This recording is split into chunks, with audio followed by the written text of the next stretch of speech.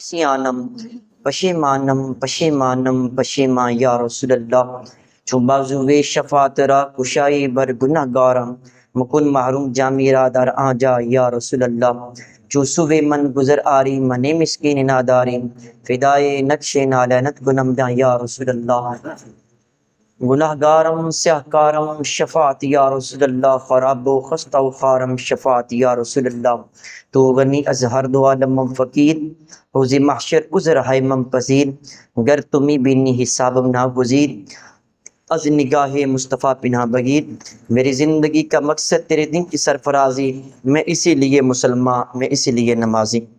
عزیز سامعین محترم، الحمدللہ اللہ تعالیٰ کی دی توفیق سے ہم نے ایک تعلیمی سلسلہ بہت ہی اچھے انداز میں اور وقت کی ضرورت کے مطابق، جس کو ہم کہتے ہیں نیڈ آف دا آر، وقت کی جو بہت اہم ترین ضرورت ہے، ان موضوعات کو ہم نے موضوع سخن بنایا ہوا ہے۔ ان میں سے آج ہے ناپ تول میں کمی کرنا۔ یہ بزنس کے اوپر تقریباً میرے خیال میں یہ چھٹا ہمارا جمعہ ہے، اور یہ 40-50 لگاتار جمعے اسی طرح ہی ہمارے چلیں گے، اور اس کا مقصد صرف اور صرف یہی ہے کہ ہم ایک زندگی ملنی ہے، پیسے کے بغیر نہ میرا گزارا ہے نہ آپ کا گزارا ہے۔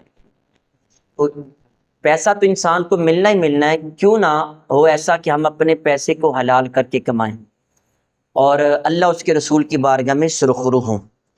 عزیز سامعین محترم، بلا تمہید ہم اپنے موضوع کی طرف چلتے ہیں۔ میرے کریم آقا صلی اللہ علیہ وآلہ وسلم کے ارشاد ہے، حضرت عبداللہ بن عباس روایت کرتے ہیں، سرکار نے فرمایا، قال رسول اللہ صلی اللہ علیہ وسلم لأصحاب المکیال والمیزان انکم قد ولیتم امرین قد حلقت فیہ الامم السابقۃ قبلکم۔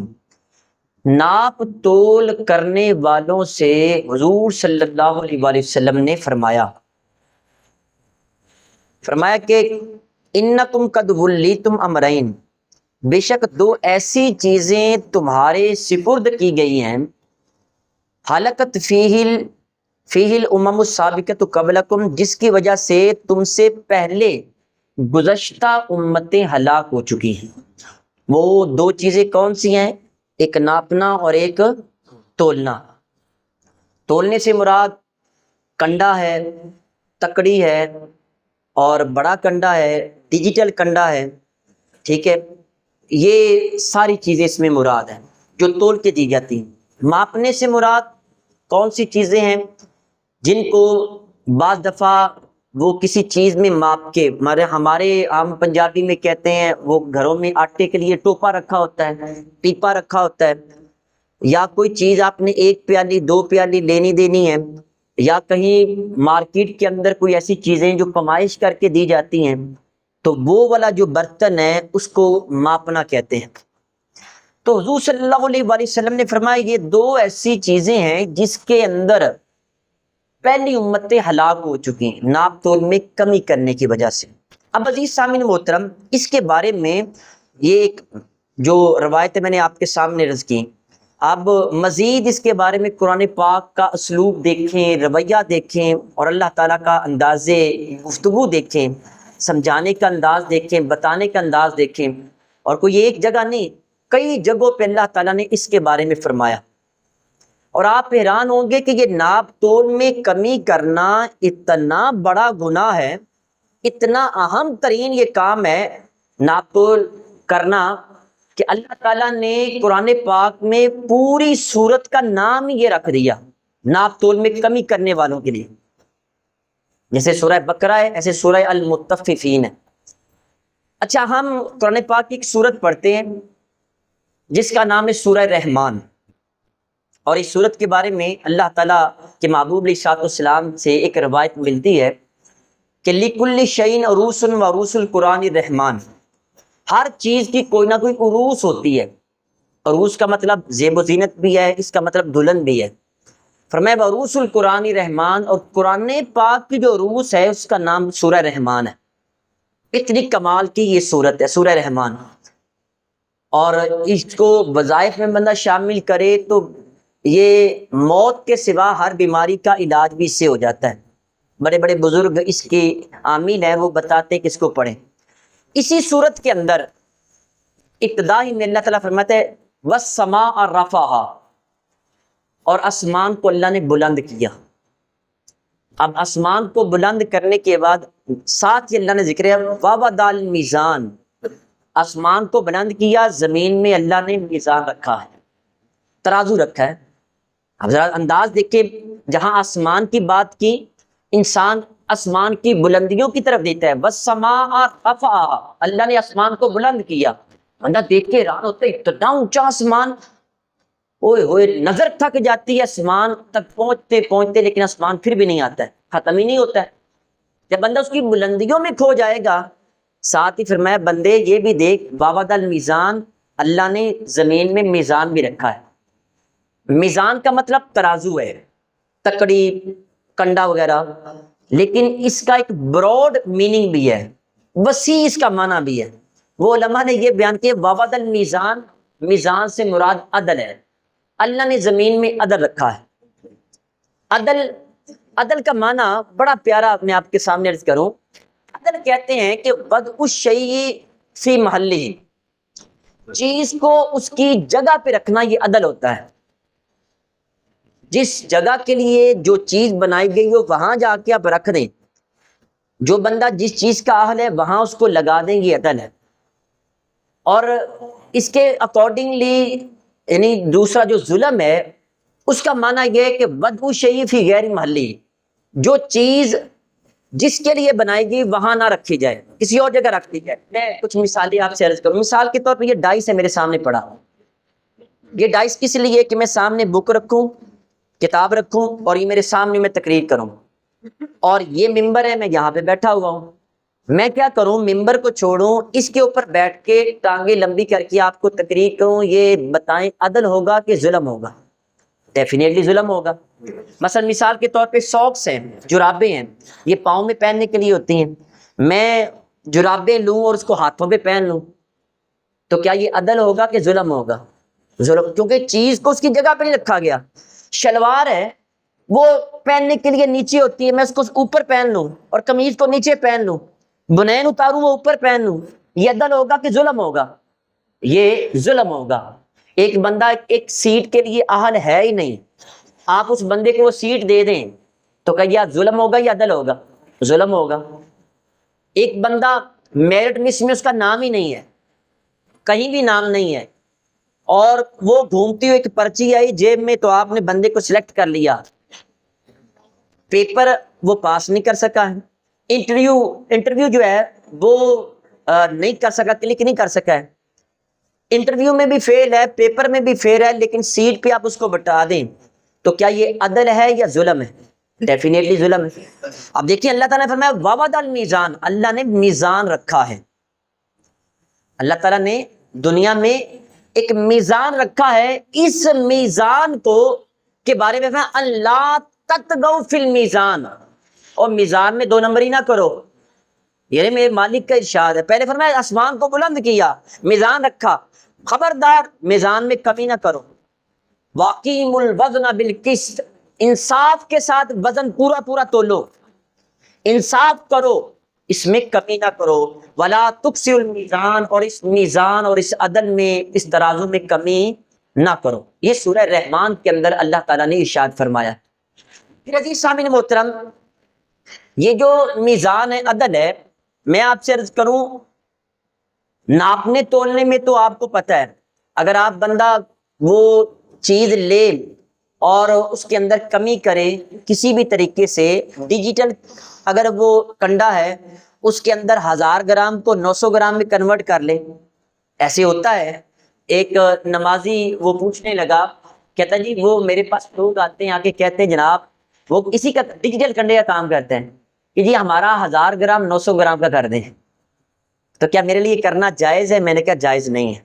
ایسے کرتے ہیں کتنے ڈٹھائی کے ساتھ، بڑے بولڈ ہو کے نمازیں بھی پڑھتے ہیں، روزے بھی رکھتے ہیں، اور اسی کے بارے میں فرمایا حج بھی کیتی جاندے ہو، لہو بھی پیتی جاندے ہو، کھو کھو مال یتیماں دا بھیج مسیتی جاندے ہو، فرض بلائی بیٹھے ہو، نفلہ نیتی جاندے، دسو نہ بولے نو ایک ہی کیتی جاندے ہو، کنڈے میں کمی کر دی، اور کوئی خوف خدا نہیں رہا تو 1 کلو 1000 گرام کا 900 گرام دے کے آ کے اللہ کی بارگاہ میں اللہ اکبر کہہ کے نماز پڑھتا ہے، مجھے بتائیں کتنا ثواب ملے گا؟ تو نے کپڑے پہن رکھے ہیں وہ بھی حرام کی کمائی کے ہیں، تیرے پاؤں میں جوتا بھی حرام کی کمائی کا ہے، اور پھر تو کہتا ہے کہ جی ہاں میرے دل کو سکون نہیں ملتا، کہاں سے ملے گا؟ اللہ سے مانگتا ہے، شرم نہیں آتی؟ عزیز سامعین محترم، میرے کریم آقا صلی اللہ علیہ وسلم نے عدل فرمایا کہ اللہ نے عدل رکھا ہے، انصاف رکھا ہے۔ اچھا یہ جو انصاف ہے یہ ہر چیز میں ہے، ناپنے تولنے میں، سروسز اپنی پرووائڈ کرنے میں۔ میں اگر آپ کے سامنے، میں اس ممبر رسول پہ بیٹھا ہوں، عالم ہوں، میرے اوپر بھی یہ میزان اترا ہے، میرے لیے بھی ہے۔ میں اگر یہ کہوں کہ یہ جو حاجی صاحب بیٹھے ہیں تو ان کا کاروبار وہ سودی ہے، تو میں بات کروں گا تو حاجی صاحب سے جو نذرانہ آتا ہے وہ بند ہو جائے گا، وہ جو روٹی آتی ہے وہ ختم ہو جائے گی، ناراض ہو جائے گی۔ تو یاد رکھنا میں جو عدل ہے اس کو قائم نہیں کر رہا۔ میں یہ کہوں کہ میں اس بات پہ نعرہ لگے گا پیسے آئیں گے، تو پھر یاد رکھنا کہ ہمارا یہاں پہ یہ عدل نہیں ہو رہا، یہ ظلم ہو رہا ہے۔ وہ پچھلے دنوں یہ انصاریوں والی مسجد میں حافظ الرحمان صاحب تشریف لائے، بڑی پیاری انہوں نے ایک جملہ کہا، تو وہ ان کے ساتھ بیٹھ کے میری صدارتی کھانا کھانے لگے، تو حاجی صاحب نے بڑا پیارا کمال کی بات کی۔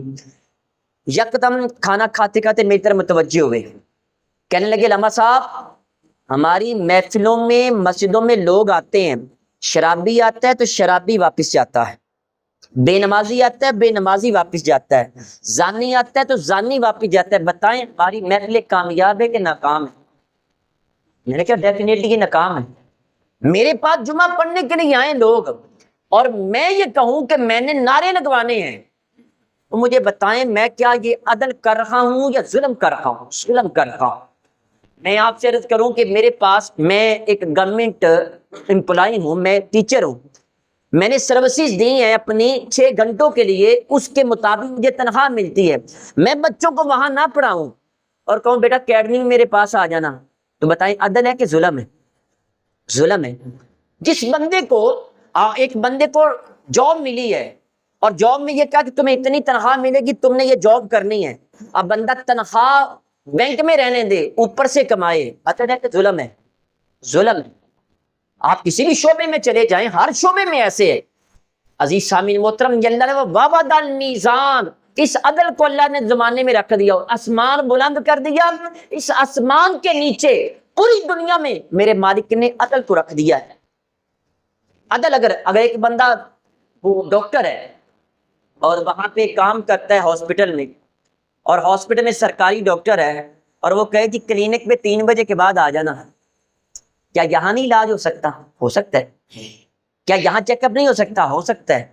وہاں پہ آ کے چائے پانی بھی پلاتے ہیں، چیک اپ بھی کرتے ہیں، 3000 5000 روپے فیس بھی لیتے ہیں۔ یہاں آپ جو حکومت سے تنخواہ لیتے ہیں وہ کدھر گئے؟ میں آپ سے عرض کروں کبھی غور کریں نا، ہم سورہ رحمان بڑی پڑھتے ہیں، مجھے بڑی اچھی لگتی ہے، فَبِأَيِّ آلَاءِ رَبِّكُمَا تُكَذِّبَانِ، یہ بار بار آتا ہے، اور یہ صورت ایسے لگتی ہے جیسے شعر کے انداز میں اللہ تعالیٰ نے نازل کی ہو، کبھی اس کا ترجمہ بھی پڑھ لیا کریں۔ وَوَضَ الْمِيزَانَ، اللہ نے میزان رکھا ہے، عدل قائم رکھا ہے۔ بلکہ یہاں جو سی سیکشن والا جو مسئلہ ہے وہ تو اللہ معاف کرے، امان والحفیظ، یعنی وہ بچہ نارمل ہوتا ہے اور اس کو سی سیکشن میں ڈالتے ہیں، اور اتنے بہانے پتہ نہیں کیا کیا وہاں پہ، جی بچہ وہ الٹا ہو گیا ہے، فلاں ہو گیا، یہ ہو گیا، وہ ہو گیا، ایک سے نکلو گے دوسرا، دوسرے سے تیسرا، آخر کار یہ ہے کہ اگر آپریٹ کریں گے تو 1,00,000 لگے گا، نارمل کریں گے تو 10,000 لگے گا، ہم کیوں کریں؟ خون سفید ہو گئے، عقلیں مت ماری گئی ہماری، ہم نے سمجھا شاید اسے 1,00,000 سے میری گاڑی کا بڑا ٹکڑ ہو جائے گا، اور خدا را خوف کرو قبر میں نہیں جانا۔ تو سارا طبقہ ہمارا گدلا ہو چکا، اور وجہ کیا ہے؟ ہم یہ ناپ تول میں کمی کرتے ہیں۔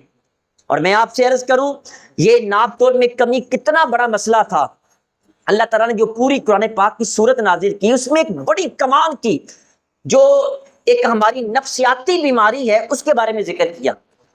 آپ سن کے حیران ہوں گے، بالکل ایسے ہو رکھا ہے۔ اللہ تعالیٰ نے فرمایا وَيْلٌ لِّلْمُطَفِّفِينَ، ناپ تول میں کمی کرنے والوں کے لیے ویل یعنی ہلاکت ہے۔ اب یہ جو ویل کا لفظ ہے یہ 4-5 بندوں کے لیے قرآن پاک میں استعمال ہوا ہے۔ ویل جہنم کے ایک حصے کا نام ہے، اور یہ اس حصے کا نام ہے جس سے جہنم بھی پناہ مانگتی ہے۔ فرمایا کہ یہ ناپ تول میں کمی کرنے والوں کے لیے ہے، ٹھیک ہے۔ اور آگے نفسیاتی بیماری کا نام ذکر کیا، فرمایا الذین اذا اکتالوا علی الناس یستوفون، جب یہ لوگوں سے کوئی چیز ماپ کے لیتے ہیں تو پوری پوری وصول کرتے ہیں۔ جب یہ ہول سیل مارکیٹ میں جاتے ہیں تو وہاں پورا پورا لیتے ہیں، جب کسی بندے سے خریدنے لگتے ہیں خود دکاندار یہ پورا پورا وصول کرتے ہیں، یہ فطرت ہے، وہاں پہ پیمانہ اور ہے۔ اور فرمایا کہ جب لوگوں کو آگے دینے لگتے ہیں، یہ تاجر حضرات کوئی بھی ہے، میں آپ سے عرض کروں اس میں سارے ہی آتے ہیں، میں تنخواہ پوری وصول کرتا ہوں، اس کے مطابق اگر میں آگے دینے چاہتا ہوں تو پھر کیا کرتا ہوں، اذا کالوہم او وزنوہم یکسرون، لیکن جب لوگوں کو ماپ کے دینے کی باری آتی ہے، تول کے دینے کی باری آتی ہے، یکسرون، تو پھر کمی کی جاتی ہے۔ میں آپ سے عرض کروں کیا ہمارے معاشرے میں دو پیمانے نہیں چلتے ہیں؟ چلتے ہیں، دو پیمانے چلتے ہیں۔ وہ حضرت سباق بن عرفتہ رضی اللہ تعالیٰ عنہ جب آپ مدینہ شریف آئے نا تو خیبر کے پاس پہنچے تو آپ نے سورہ مطففین کی آیات تلاوت کی وہاں پہ، تو حضرت ابو ہریرہ رضی اللہ تعالیٰ نے جب یہ آیتیں سنی تو آپ حیران ہو گئے، کہا یہاں تو لوگ ہلاک ہو گئے، یہاں انہوں نے دو پیمانے رکھے ہوئے ہیں، ایک پیمانے سے لوگوں سے چیزیں لیتے ہیں تاجر اور دوسرے پیمانے سے فروخت کرتے ہیں۔ آپ جن حضرات کی عمر مبارک 40 سال سے ابو ہے وہ ڈیفینیٹلی جانتے ہیں کہ پہلے گڑوی 1.25 سیر کی ہوتی تھی، اور آج وہ سیر کی بھی نہیں رہی ہے، بلکہ پیچھے سے 1000 گرام کی گڑوی ہے، آگے 900 گرام کی گڑوی دی جاتی ہے، اور پھر اس کے اندر 2 نمبری کرنا، دودھ میں پانی ڈالنا، اس کو پاؤڈر بنا کے بیچنا، اس کے اندر نیل ڈالنا، اس کے اندر صرف ڈالنا، لوگوں کی زندگیوں کے ساتھ کھیلنا، اور پھر حج کرنے بھی جانا، پھر نمازیں بھی پڑھنی، پھر اللہ بھی کرنی۔ وہ ہمارے قبلہ مفتی صاحب بڑا ہی پیارا انہوں نے جملہ ارشاد فرمایا، فرمانے لگے کہ آج کے دور میں ہر 2 نمبر بندہ باتیں 1 نمبر کرتا ہے، 2 نمبر بندہ باتیں 1 نمبر کرتا ہے، ایسے ہی ہے بالکل۔ یہ جو لوگ ہیں اس طرح کے وہ باتیں کرنے میں اس طرح مشہور ہیں، وہ بڑی پیاری باتیں کرتے ہیں۔ وہ مجھے پچھلے دن ایک شعر سنا تو میں نے نا لکھ لیا، مجھے شعر یاد نہیں ہوتے، وہ شعر سنیں گے تو بڑا مزہ لگے۔ کہتے پیر فقیر تو چپ ہی رہتے ہیں مذکور، پیر فقیر تو چپ ہی رہتے ہیں فقیر، دنیا دار ہی دینی باتیں کرتے ہیں، دنیا دار ہی دینی باتیں کرتے ہیں۔ اکثر لوگ خود 2 نمبری کر کے باتیں بڑی اچھی کرتے ہیں، تو اللہ تعالیٰ نے یہ نفسیاتی کیفیت بیان کی، فرمایا کہ جب وہ خود لوگوں کو تول کے دیتے ہیں یا وہ لوگوں کو وزن کر کے دیتے ہیں تو 2 نمبری کرتے ہیں، پیچھے سے پورا وصول کرتے ہیں، وہ پیچھے سے صحیح لے کے آتے ہیں، ہول سیل مارکیٹ سے صحیح لے کے آتے ہیں، لوگوں سے گاؤں سے صحیح لے کے آتے ہیں، جب دکان پہ بیٹھتے ہیں پھر وہ چھرا تیز کر لیتے ہیں۔